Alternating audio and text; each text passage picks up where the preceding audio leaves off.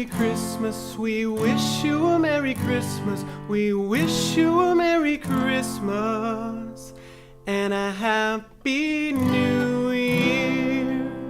Hello and welcome to another episode of History After Hours. This, of course, is our season finale. Here it is, December 20th, 2017. And me and Mr. Franklin are going to do a 2017 year in review, talking about all the goodies and the bad things that occurred. And we'll see if Santa is going to give us any presents as a nation this year. So, stay tuned.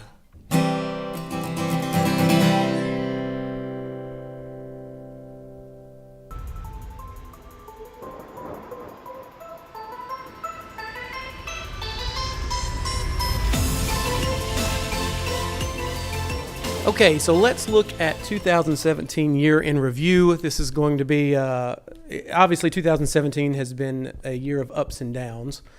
But I have, first of all, just before we get going, what jumps out at you when you look back at the year as we do our mid-season finale, everyone? As you look back, what stands out? Over the whole course of the year? Yeah, I mean, what's your top two or three things that kind of jump out at you when you think back about this year? There's a lot of push from social groups. I think 2017 will be remembered as an adjustment period for a lot of people. When you think about, and oftentimes we go straight to politics when we think about that, but I mean socially, things that were taboo or socially unacceptable when we were kids, or even to talk about, have become more mainstream. And we see laws that are protecting more civil rights than just even a couple of years ago. And something that we've noticed, I think, as a growing trend is that doesn't seem to be ending. And a lot of people are uncomfortable with that, older generations perhaps, or well, that tends to be the case, though, if you think about it. Like, when things change, they aren't the way that you were used to them when you were a kid, or I hear old people say that, and I'm getting older, so that kind of makes more sense. You think, well, that wasn't how it was when I was a kid, or that wasn't what I'm used to. People kind of live in their own bubble, right? And I think we've talked about that before. And when you realize that the world is going on outside your bubble, if you get outside and think about that and socialize with people, and you realize that those changes are taking place, then maybe you have an ability to deal with that on a more positive basis. But if you've locked yourself away and isolated yourself mentally, socially, whatever you accept, or you surround yourself with people who feel exactly the same way you do, then you're going to be less comfortable when things change. Ultimately, change is going to happen. Yeah. And we see that because we're history teachers, we understand that. And that, how drastic is the pushback going to be? You see people right now who are still angry about let's say, LGBT community rights or gay marriage or whatever, or I'm not going to bake them a cake. And so you get that weird sort of social struggle, Mm-hmm. But it's a class-based thing, honestly. Like, you are trying to create a system that is rigid, that is the way you like it and things that you're comfortable with, and that's not the way that's going to work. Especially, in 2017, I think we saw that accelerated. I think that's what I'm really saying.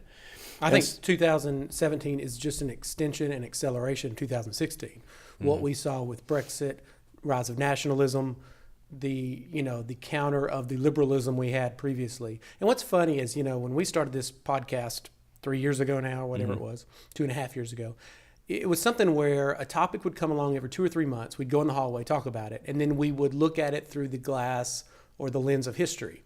And so we would have a current event that would occur, and then me and you would kind of hash it out in terms of history. And I thought that's what this podcast would be. What's odd that has happened starting last year is we are in the middle of a change in history. And it's funny because we don't know how this ride's going to end. Right. And we haven't seen this. We haven't seen this specific thing. We can try our best to take one specific thing like the GOP tax plan and look at the history of that. But man, as far as it's going to be interesting to see, I wonder what historians will say 50 years from now, looking back. That's always fun to predict, and maybe we can do some of that before this is over. Sure. Well, and I think that goes back to the point I'm making, though, is that when we're going to look back on this, and just right now looking back on 2017 from this point, there's a lot of push for more acceptance. Mm-hmm. But there's seemingly this sort of conservative, and I'm not blaming conservatism, Right. I'm just saying that the people who aren't maybe in the mindset to deal with that in a rational way, they kind of push back and say, no, we're not going to do this, and no, we're going to dig in, and no, we're going to keep things the way they were and make America great again and all those sort of things. But what makes America great is the fact that we are able to mold and change and adjust and amend who we are and what we are and how we do and how we approach life, and to be more inclusive. That's been our history, to be more inclusive. And we may inch along, but we still do that. And I think we saw some real progress this year. And the media, I think, does a poor job of really exploring that idea. It makes it seem like everybody's really tense. But when I talk to students or I see their reaction to different things going on, they're really laid back about all of this. It seems to be the adults, and especially the older adults, who tend to be the most anxious or the most adamant about keeping things the way they've been. Kids are really much more open-minded, and I think there's that's interesting too. I heard this earlier. There's an interesting evolutionary bend to this because humans are very different from any other animals, and there's three components to us: our physiology, which is the robot part of us, our body, just a robot, and then our brain, which is the hardware, like a computer. And what we have that's different from every animal is the extent of our mind, which I guess could be correlated to software, and how we can just constantly change that. So this goes back to the nature versus nurture, and your mind is really nurture. It's your changing of perceptions and opinions over time. And it seems like you reach an age where your software gets outdated and you have a much harder time to upgrade. You have to update it, yeah. Yeah, and it's like when you're younger, you can just constantly upgrade. You know, you hit that agreement and upgrade your software. That's a weird way to. I like that analogy though. The idea that you haven't updated your software in a while, and now you're having trouble dealing with the issues. It's like when you don't do it. If you don't do it for long enough, the format's all messed up. Some of your programs don't work. Yeah. And that's an 80-year-old person that just hadn't done it since they were 50. Well, let's look back. And I know, we started last year talking about, Trump will never be president. And we've had all these political discussions that have dominated our podcast, which I guess rightfully so. We can't get away from it. Right. And maybe that's going to be good in the future, that people are paying attention. But let's look at some of the best. Now, I got this from a vlog podcast on YouTube, the Vlog Brothers. Some of you might be familiar with those guys. And so here's, and not all of this comes from that, but here's 10 really, really good things that happened in 2017. I call it the best of 2017. Number one, charitable giving is at an all-time high, even adjusted for inflation. Number two, this looks like probably the second or last year that polio will ever affect anyone. We only had 16 new cases this year compared to 37 last year and 100,000 about the time I graduated high school. Wow. 3, the percentage of poverty is the lowest it's ever been globally. Number 4, percentage of kids attending school is the highest it's ever been globally. 5, percentage of adults who can read is the highest it's ever been. 6, the global cancer rates are down. 7, the baby mortality rate is lower than it's ever been. And for comparison, I thought this was interesting. Like in Liberia, 24% of children died before the age of 5 in 1995-ish, compared to only 7% today. That's a dramatic drop. Yeah, in just 22 years or whatever. Another point of comparison is in the 1960s, Portugal, which we think of as a pretty, well-to-do place. They had a 9% infant mortality rate in the 1960s, and now no country on earth has that high of an infant mortality rate. So that's definitely, children are surviving. Of course, this and because children are surviving, people are having fewer and fewer kids. So, it's kind of that given thing. 3 more things that I kind of added. We had one of the craziest Super Bowls ever in January of 2017 where the Patriots came back from nowhere and defeated the Falcons. Mm-hmm. Number 9, Conor McGregor hanging in there with maybe the greatest boxer ever, Floyd Mayweather. That was an interesting event where you had everyone kind of predicted Mayweather to take him, but you had a MMA guy, and that just shows you the power and the popularity of MMA. Right. It is the most powerful combat sport now. It's certainly in America. I would assume it's over boxing now, or any other form of combat. Mm-hmm. So the UFC kind of. And number 10, the first nationwide solar eclipse that everybody got to stare at in 99 years. That was interesting to see, although we've had other ones depending on where you lived. Right. So those are 10 kind of really good or crazy things that happened in. Let me touch on a couple of those. The idea that the poverty rate has reduced. I hear people and again, this goes back to more adults than kids. And they'll say, well, life is so much worse now than it ever has been. And it's all this, the world's going to hell in a handbasket. I've heard that probably my entire life from adults. And teaching history, you recognize pretty clearly, I think, that that's not true. Like, there's all of this progress that's being made. Do we live in a dangerous world? Yeah, I don't know that you can ever avoid that. There are just sort of pitfalls. And there are states that are armed to the hilt, which probably don't need to be, and they're threatening. We think about North Korea or whatever. And there's political tensions. But at the same time, if you look at the global community of people working more in unison, the opportunities we have are outstanding, and we've made real progress. From the UN reporting to just individual nations reporting, the FBI does a lot of reporting as well.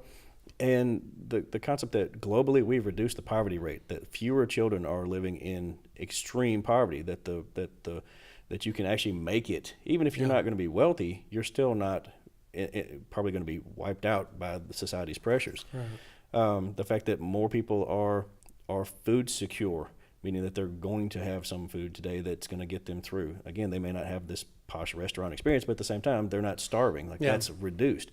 We don't have massive global outbreaks, these pandemics. Even HIV is on a reduced scale, and more drugs are coming out to fight that and maybe even prevent that. They're talking about they're on the verge of HIV vaccines, perhaps.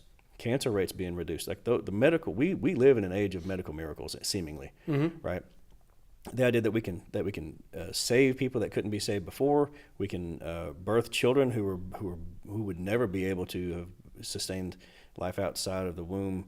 We can birth babies sort of and then do surgery and bring them back in. So prenatal surgeries and things like that. And overall violence is lower. Violence, statistically, violent crime is down, rape is down. And like I said, sometimes I don't think that we do a good job of reporting those things. And so if all you listen to is certain media outlets, or I think maybe media just in general, they produce this sort of doom and gloom sort of thing because it gets people's attention. If things on fire and things blowing up, it naturally draws your attention. But at the same time, life is not worse than it used to be. We have more civil rights for more people.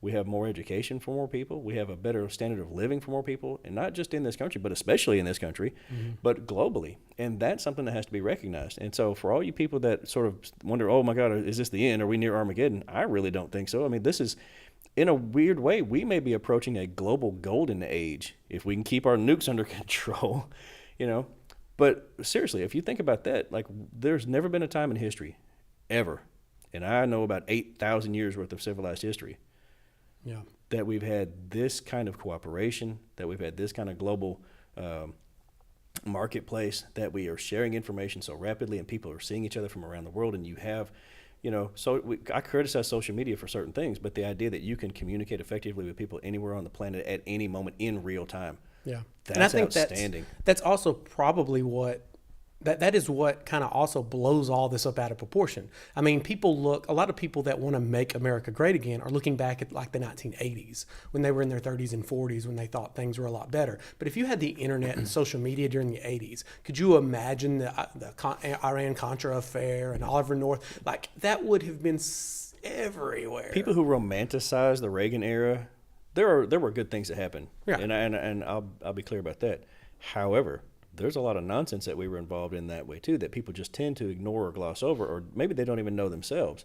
Right. Like Reaganomics was a disaster. Our foreign policy was a disaster. Our involvement in Latin America was a disaster. Our involvement in the Middle East was a disaster.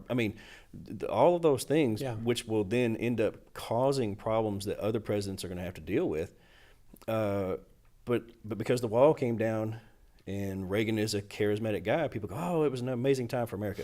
We went through a tech boom. That's true. We went through, but at the same time. But, even socially, think about the AIDS epidemic. That was pretty much kind of pushed under the rug by Reagan. That's actually where I was going with that, right. Yeah. So there is clear evidence that the Reagan administration not only discounted the fact that AIDS was an issue that was going to become a crisis, they actually openly mocked people who were being affected by that, and homosexuals, or drug users and things like that. Like those things were not effectively being dealt with or even being prioritized during that administration, which causes later crises that we have to then deal with.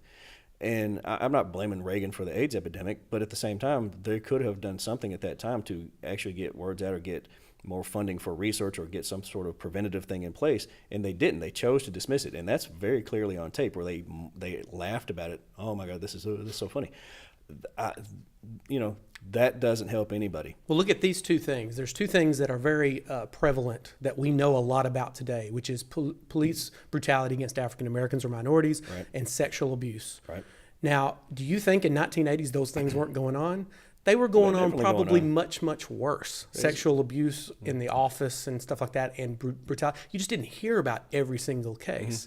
Now you hear about it, so you think, oh, it's just now a problem. But, that's what I'm saying. Like, if people had internet and this communication that we have now, as you keep going backwards, they would think it's doom and gloom, So we have gotten better, and a lot of it is through this. Yeah, I'm not suggesting that we don't have any issues, and I'm not suggesting that we're ever going to solve all of our social ills.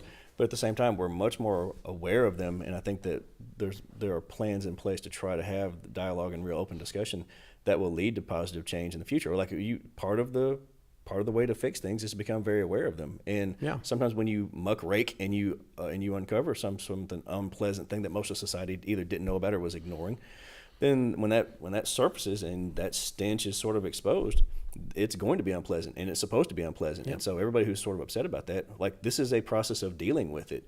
So now that it's here, let's find a way forward together. And there's going to be bitterness on both sides. People who feel like they're being oppressed and or people who are actually involved in either ignoring the oppression or maybe generally involved in it themselves, even by proxy. Like, those people have to come to terms, and it's not going to be an easy conversation. And I don't just mean like the police violence or whatever. Like, as communities, the conversation matters, and how do you help lift up people who are maybe struggling to do it themselves? We've got to find a way forward. Yeah. But I think in 2017 we're seeing that progress, and like I said, maybe the startup of some of these things is painful, but I see light at the end of the tunnel then, right? Right. We're actually in the process of dealing with certain things. Yeah, it's interesting that when you said muckrake, it makes me think, of course, the progressive era in U.S. history when we, when we really had to deal with child labor and working conditions and women's rights and all that. And then not long after, there was a reaction against that, and the conservative movement of the 20s, and because we were dealing with trust busting in the early 20th century, and by the 1920s, we were letting monopolies run again. And I wonder if we're in that kind of counter phase now. I was going to say, I think maybe that's where we are at this point. 100 years ago, we're basically coming out of the Roosevelt, let's tap down the monopolies and put the antitrust laws in place. And all of a sudden, we've been watching throughout this year, this will be another thing that I think we'll study, is the fact that we've gone in the other direction, and we're completely gifting corporate America the right to monopolize and take as much profits as they possibly can, and we're going to call it progress, and a good deal for America. It may help the overall economy, but generally speaking, most people are going to be down the road. I mean, especially with the tax plan and the new levels of deficit that we're going to achieve based on that tax plan, on top of the deficit that we already have, like, those things are going to have to be paid for sooner or later, and it could cause another recession. That's typically the cycle that we see when we go round and round in that trickle down sort of mindset. We'll pay for it in about 10 years, or maybe less. Maybe this is a 100-year cyclical thing where we had, you had the Industrial Revolution and electricity and the communication revolution with the telegraph, but then the telephone, and you had a global market economy on factory system and manufacturing, and then a lot of problems were exposed by all that. And then there was a reaction to that. Well, fast forward 100 years, we have this computer revolution and internet revolution, which exposes a lot of problems, which we tried to solve here in the last 15, 20 years, and now we're going through the early parts of the reaction to that. So I don't know if that's true, but it's interesting to think about that we're going through this about 100 years later. But it's the opposite of where we were 100 years later, right? It's kind of weird that we're repeating, but we're in a different part of the cycle. We're a different part of the spin. Probably where because it's actually more like big business matters more, corporate profits matter more over consumer protections, things like that. Like, for the net neutrality thing is an example of that. I'm not a fan of what the FCC has done by what they claim to free the internet from government regulations. Well, on one hand, I get that, but the reason those regulations were put in place were for consumer protections, and now we don't have those. And Of course, so, the 1920s, there was a lot of unregulating, and we're about to get the 2020s. yeah, that's See true. if we'll let the corporations run wild and we'll have some sort of Great Depression in the 30s. Boy, I hope not. I don't know. Yeah, I'd be too old for that. Uh, Okay. Well, I mean, obviously we have, we talked about some really good things, and, you know, me and you both could talk for 10 hours on the evils of capitalism and industrialization, and maybe things were better before all that. I want to clarify this point. I love capitalism. I think it's the best ism that we have, especially, you know, when we look at economic things. But unchained capitalism is dangerous. Like, you have to be able to mitigate that. You have to be able to control it and put some levelers. Just like, all right, here's the analogy. You ready? In a nuclear power plant, you have a reaction going on that would give us unlimited power. That does give us seemingly unlimited power. But you have to have control rods in place in the reactor itself to slow down that process. Yeah. Otherwise, you can have a nuclear meltdown because it just grows and grows and grows and exponentially, and you can't contain the heat, and we'll have, you know, the China syndrome meltdown where it goes through. Right? They put control rods in place that actually slow down the chain reaction, and then you have a water cooling tank and all that. That's the same thing with capitalism. If you take out all of the control factors, it will grow and it will heat up, and it will be this amazing sort of blistering entity. But it is dangerous.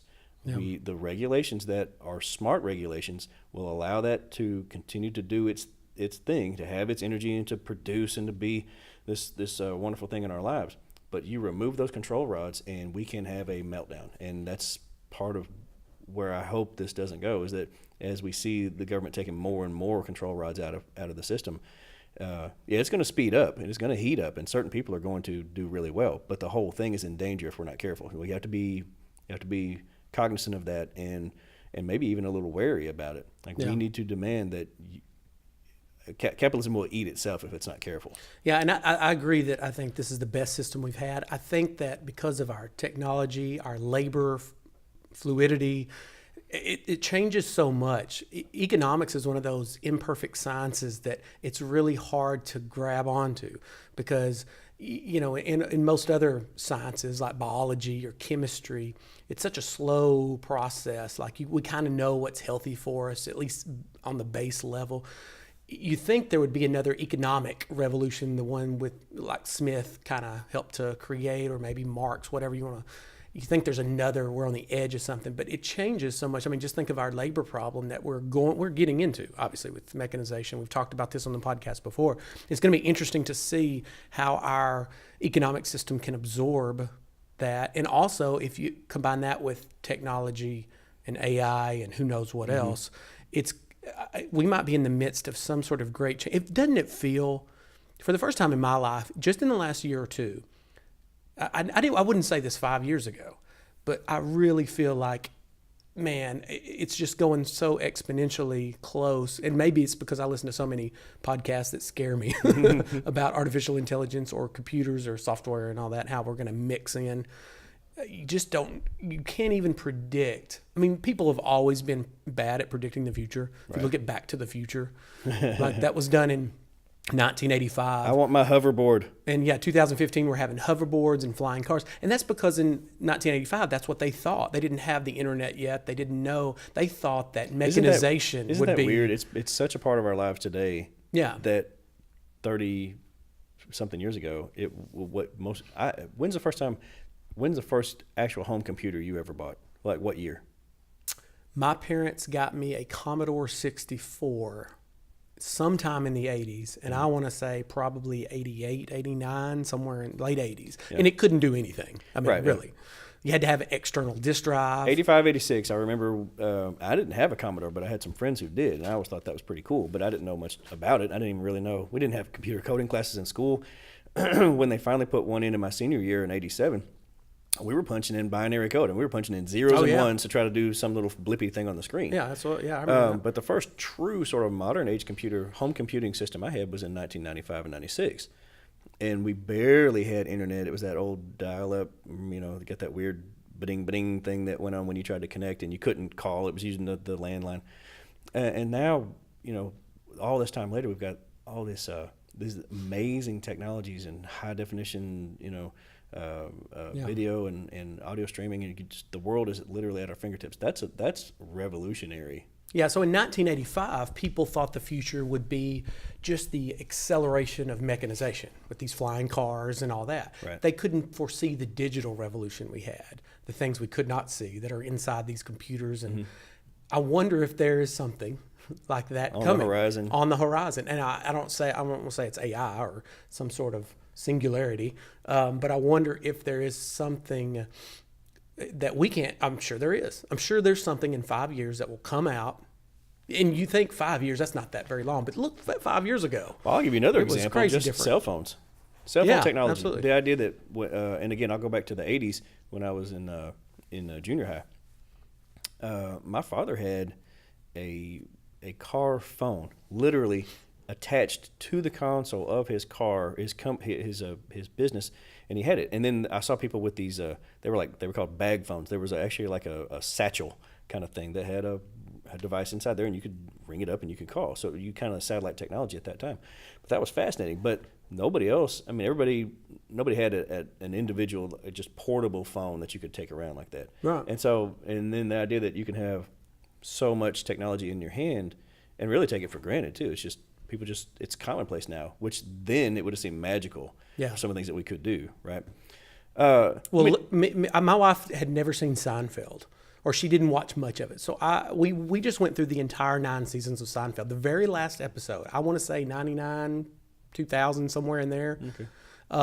Elaine has a cell phone on the street, and she's trying to make a call, but she can't because there's so much static. That was not that long ago, 16, 17 years ago. Just the progression in just the clarity of signal and how you can go now pretty much anywhere. Oh, well, this leads me to an interesting thought. And it touches back on what you said a while ago about manufacturing.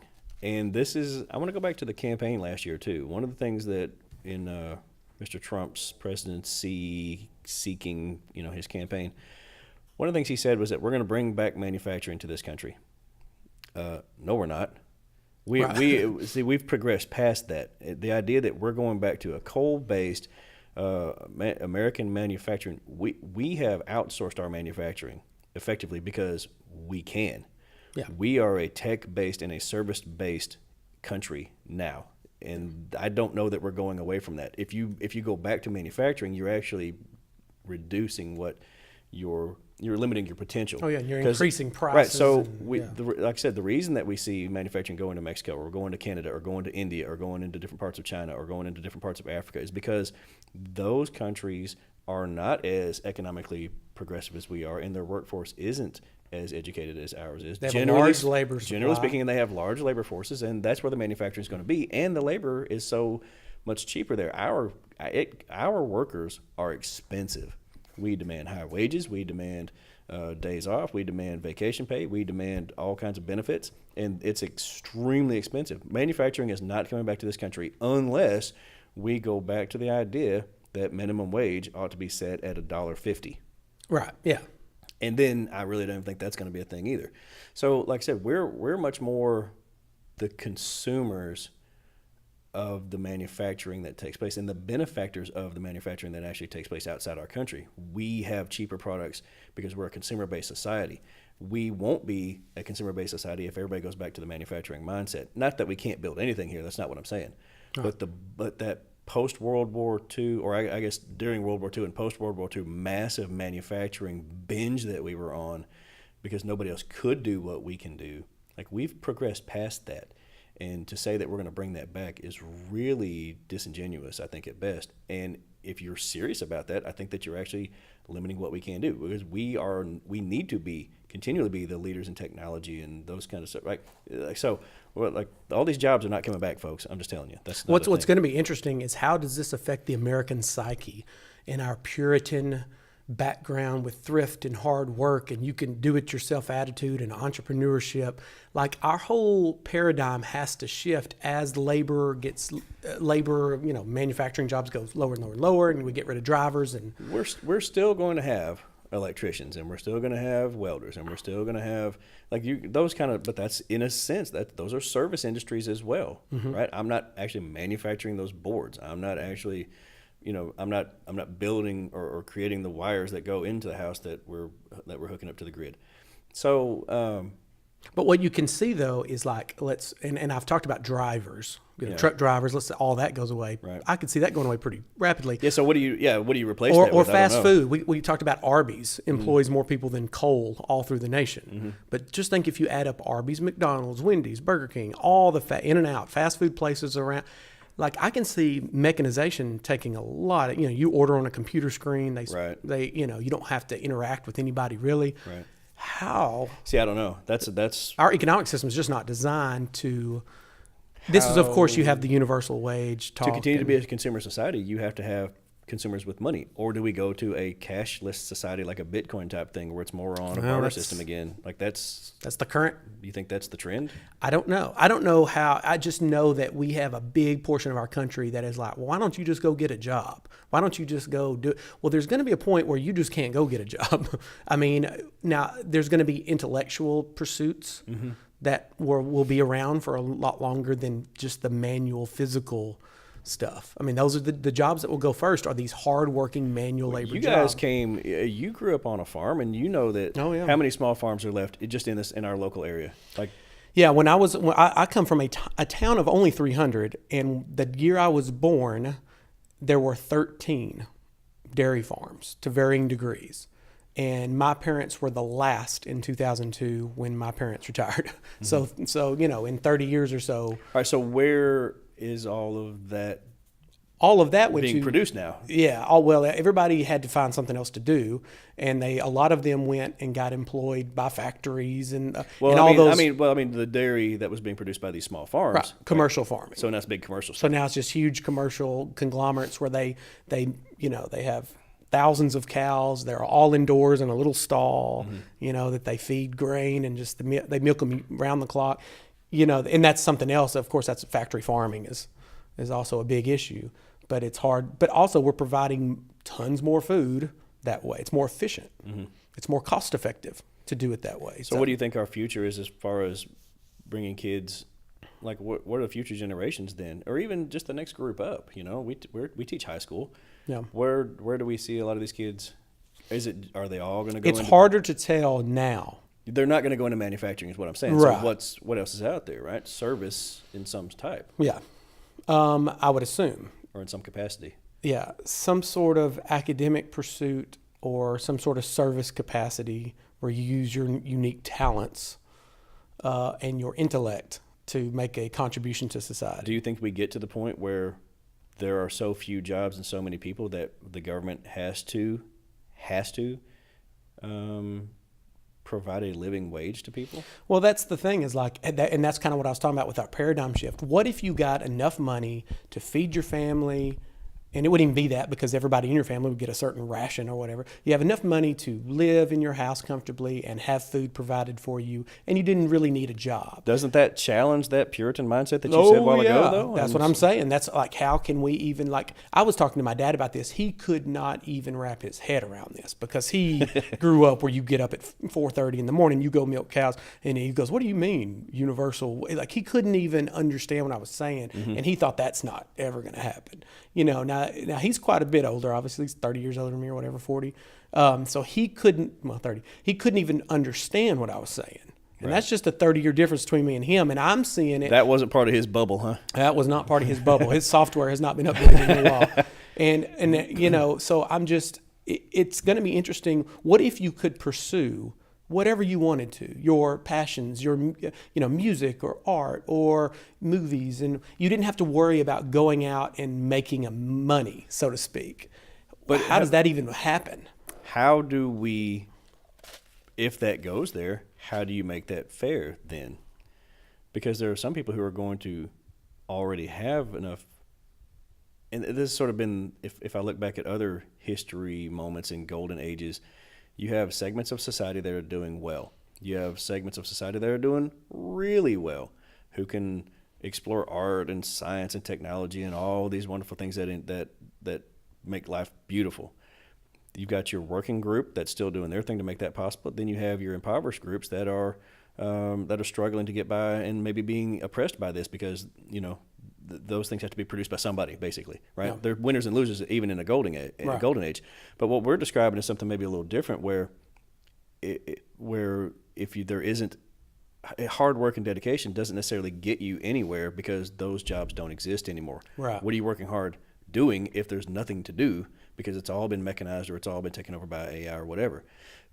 That's a new shift. That's a new paradigm for us. And so if it comes to that, do we still only take, like I said, this is this interesting opportunity to change social classes once and for all to one group of people? Like, we're humans on the planet, and you exist, and so therefore here's what you get to survive.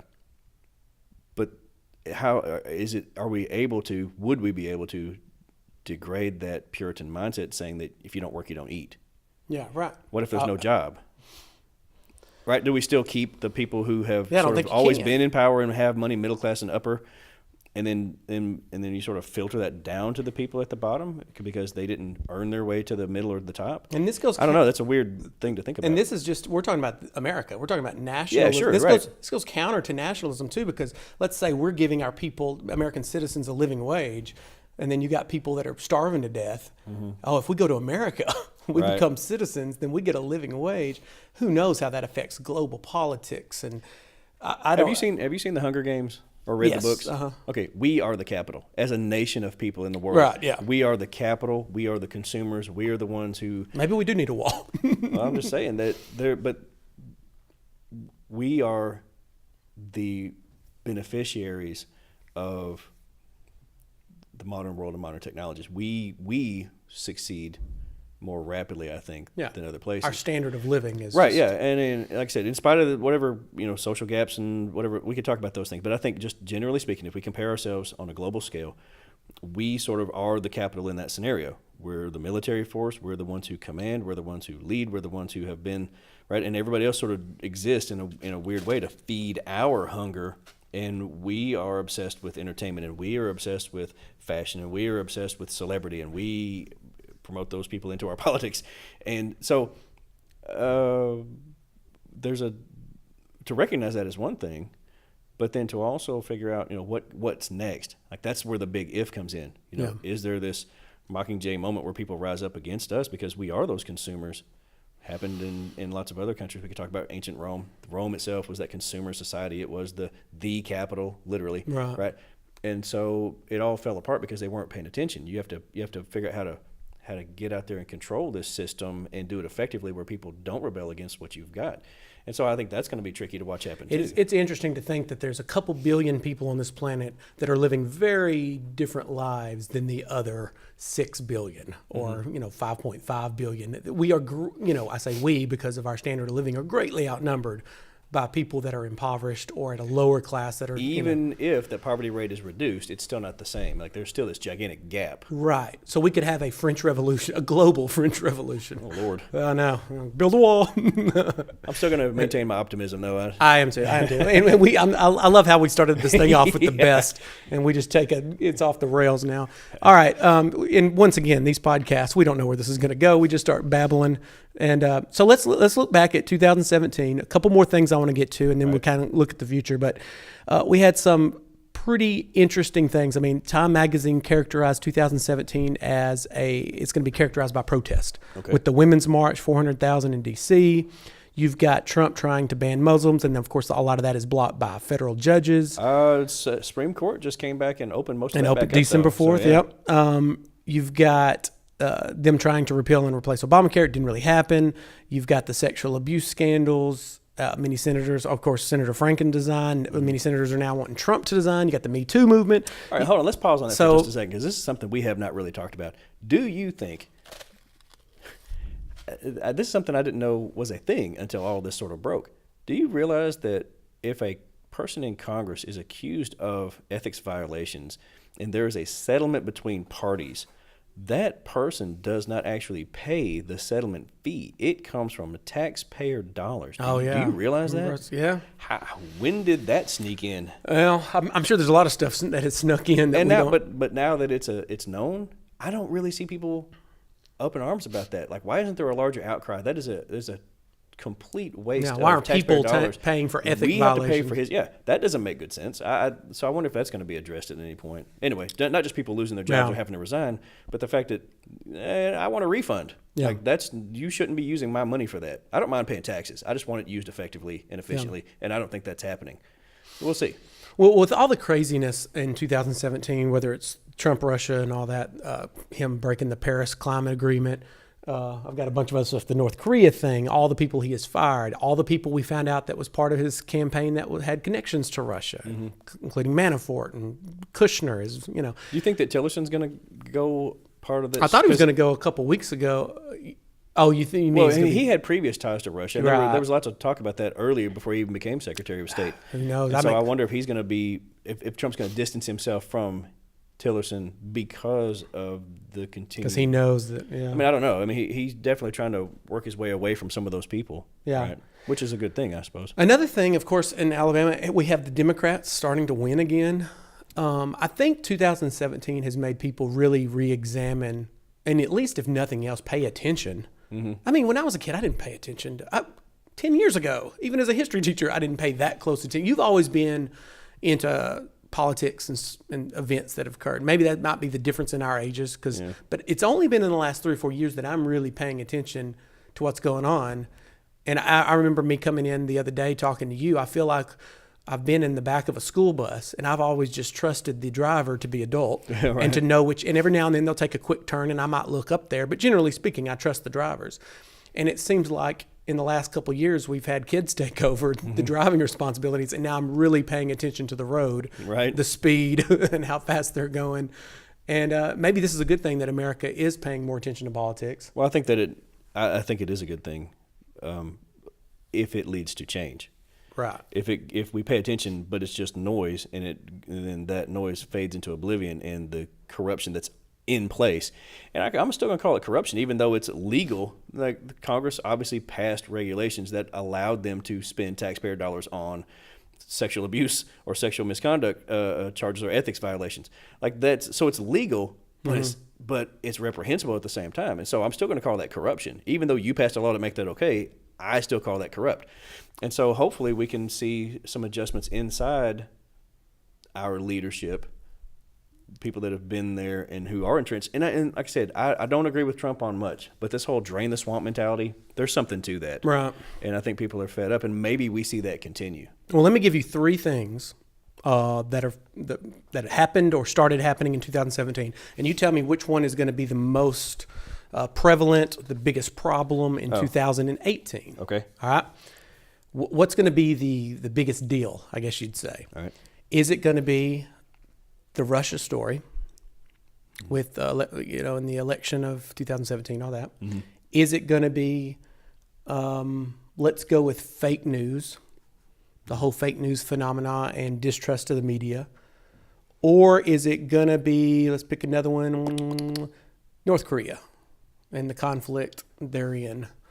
Which of those 3 events will probably be the biggest deal in 2018? We're going to continue dealing with all 3. I think Korea eventually becomes, I think we've got to find a way internationally to deal with them responsibly. I don't foresee war. I had administrators coming in the other day, and we were sort of talking this out. Because they know that we pay attention to these things. What do you think about this? It's bellicose, and there is an element of danger to this, especially now that they're nuclear armed. But at the same time, the international community recognizes that this is a no-win situation if we all go to war. Mm-hmm. And so I just don't see. I mean, we're going to rattle sabers, and we're going to charge our positions, but at the same time, I don't see it going down that path. It's not productive for anybody in the long run. So what worries me more about a situation like that is the fact that they, nuclear capable, are very much able then to sell that technology to the highest bidder, who then maybe are radical groups like ISIS or something like that. Like, I think that would eventually be the bigger story. If we can't get some sort of diplomatic control over this story with North Korea, then I think that turns a darker corner if lone wolf entities, and I'm still going to consider ISIS that, they want to be a caliphate. They're not. They're a terrorist organization and fairly small considering But a nuclear armed ISIS is extremely problematic, and so maybe that's where that story goes. If we can't get a hold of this diplomatic, we keep going round and round. They are obviously nuclear capable. Right. What do they do with that technology is what we're watching them, but who do they sell it to?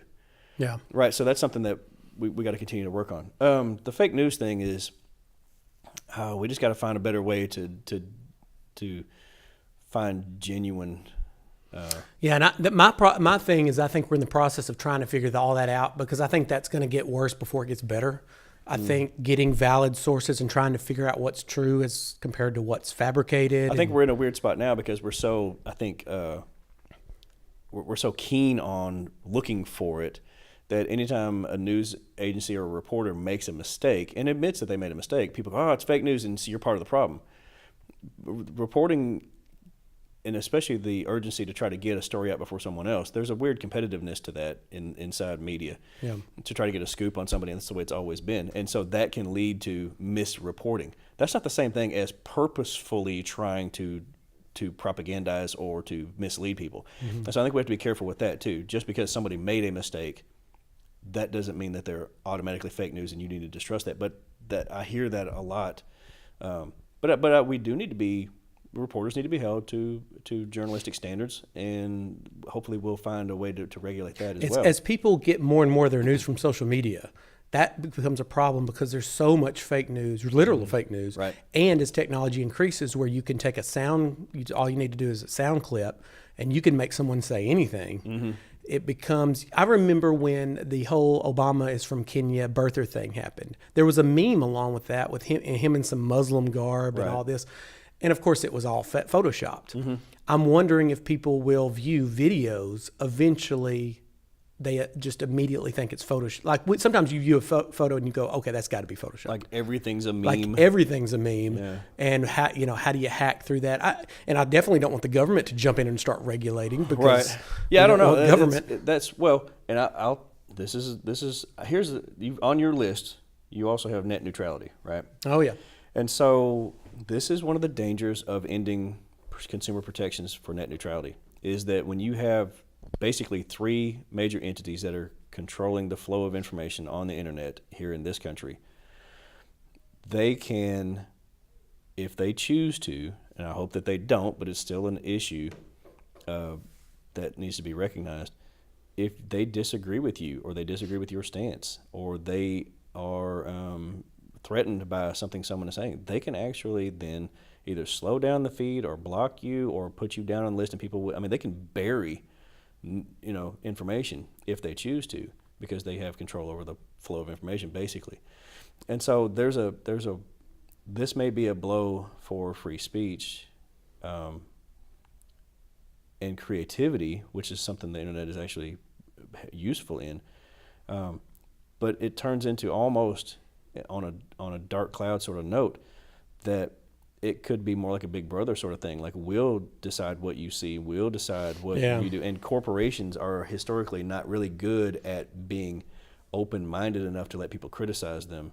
Right? Massive entities that could lose billions of dollars on bad publicity or whatever it is are really going to be self-preserving and try to squash that.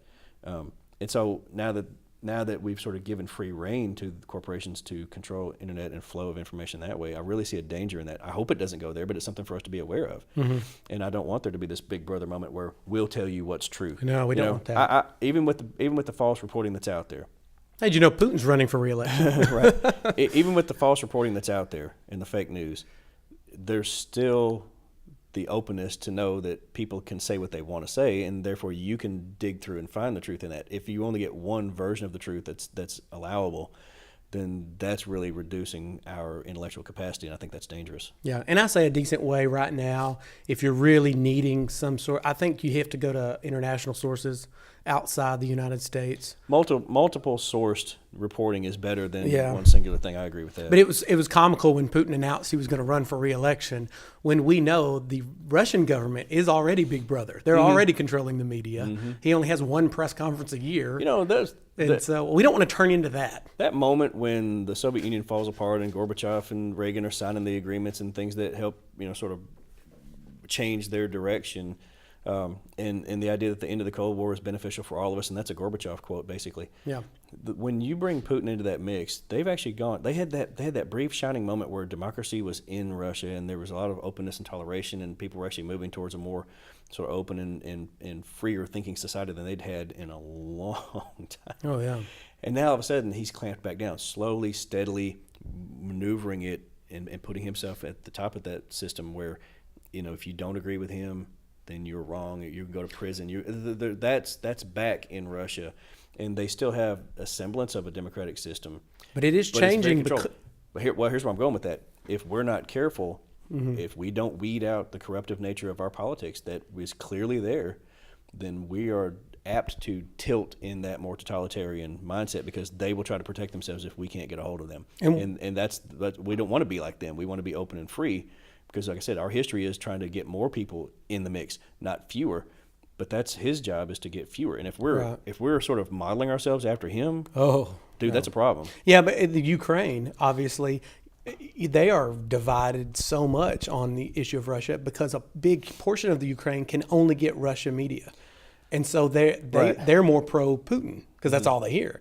And it's funny how media matters. I mean, it really does, because it does affect the way millions, including us, but I mean, definitely if you're not really paying attention, you can be, like if all you're doing is watching Fox News, I mean, there's something to that. If you can't stand to turn it on CNN, there's a problem. If all you're watching is CNN and you can't stand to watch Fox News, then there's a problem. Right. You got to be able to multi-source as much as you can and then try to figure it out for yourself. Or if all you're getting is your Facebook friends. Yeah. Oh, that's even worse. Yeah. Yeah. That because again, or a Russian robot doing it and you don't even know it. Or that. Yeah.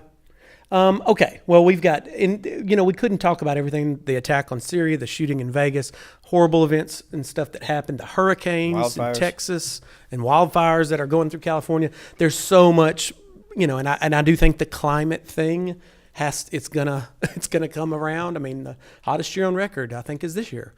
Second hottest year. Every year we set a new record. Yeah, and so I mean that's going to have to be dealt with, or it's at least going to be dealt with our kids. But let's talk about real quick, kind of as we close, of the people we lost in 2017, of the musical artists, of the actors. Which one or two hit you the hardest? Or obviously, if they're younger, that always kind of, because it comes out of the blue. If they're 90, it's not as shocking. I see people on the list, and every year we lose people, and you go, oh my gosh, last year it was Prince and David Bowie. Oh yeah. When I look at this list that you've compiled here, the few that stand out truly, that I kind of stopped for a moment and went, oh man. When Chris Cornell of Soundgarden and Audioslave and his own stuff, like that, when he passed, and Tom Petty, like those two in particular really made me kind of go, wow, that's because it was almost unforeseen, especially with Cornell. I mean, he's had a history of issues, but still, he was a fairly young dude, right? Yeah. Older guys like Glenn Campbell. I mean, I focus, I think, a lot on entertainers when I lament that loss, because entertainers become part of your, in a weird way, they're almost like family. If you really follow an artist, or you really follow, their work or their career, and that's, I guess that's maybe weird to say, but it's almost like a personal loss. Like, you really like what they've produced, and it attaches itself to the fabric of who you are. You've sort of allowed that to get woven inside your story. You know what I mean? I remember this moment in my life, and this was part of it. And so it becomes sort of this nostalgic thing, even though I never knew them personally. So those are the folks I kind of see. It's funny, kind of touch me, my life a little bit more when I lament who's gone and who's not. Yeah, actors like Bill Paxton. I loved Apollo 13. I like Twister. Yeah. I remember when I was growing. So it's funny because like I have my childhood, and I'm talking about young, when you're really young, like Jim Nabors, Andy Griffith Show, Gomer Pyle. Like, I grew up with, my parents loved those shows, so I watched them. So but as a musician, because by the way, I'm playing a band called Sensory 2. Check us out. Little plug. But like Glenn Campbell, that's more my parents' generation. But I respect what he did. I definitely respect Chuck Berry. I think he probably is the king of rock and roll, even though Presley gets the title. No, Chuck Berry, yeah. But for me, it's going to be the same people. Chris Cornell, because I sing a ton of his songs. Tom Petty, I sing a bunch of his songs. There are a lot of musical artists on this list. Yeah, there are. Malcolm Young, AC/DC, Fats Domino. Chester Bennington from Linkin Park. I right. grew up kind of listening to that. That's when I started a band, so I was listening to that kind of music, Greg trying to Allman. sing like him. Uh-oh. Oh wow, yeah. So we did lose some big ones in 2017. Last thing, what are you looking forward to in 2018? Put a lid on 2017. I'm finished. Yeah, me too. My daughter's getting married in 2018, so that's amazing. That's a new adventure for us too, and for her especially. I'm proud of her, and we hope the best for that. I don't know. I just, like I said, I try to be a really positive person in spite of some of the things that we know that are going on. Because if you're aware, then you can be an activist, and that's what I see. I think what I'm most encouraged by for 2018 is this spirit of activism that we want to change things for the better and be a better society, and think about the building a more perfect union. That's what we want to do, and I think that we're on a good move in spite of some of the fires that we have burning.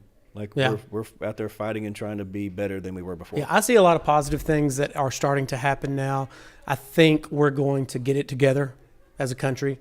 And so I'm looking forward to some of the changes. I'm sure there's going to be some crazy stuff. And the good thing is we have a podcast now to vent. Yeah. So we'll keep on doing this. But I guess that concludes. I have no idea what episode this is. I want to say it's 14 from season 3 or something like that. I didn't check, but it is our mid-season finale. We will take a break for the holidays and be back sometime in mid-January after school resumes to catch up on all our stuff. So if you have any suggestions or if you want to make comments, we're on Facebook and YouTube and Twitter. You can find us History After Hours. If you have any suggestions of people locally here in Hot Springs, Arkansas that you think that we should interview, we could even do it via Skype. We want this thing to get bigger and better. So give us some suggestions. And I guess we will see you guys in 2018. Happy holidays. Goodbye.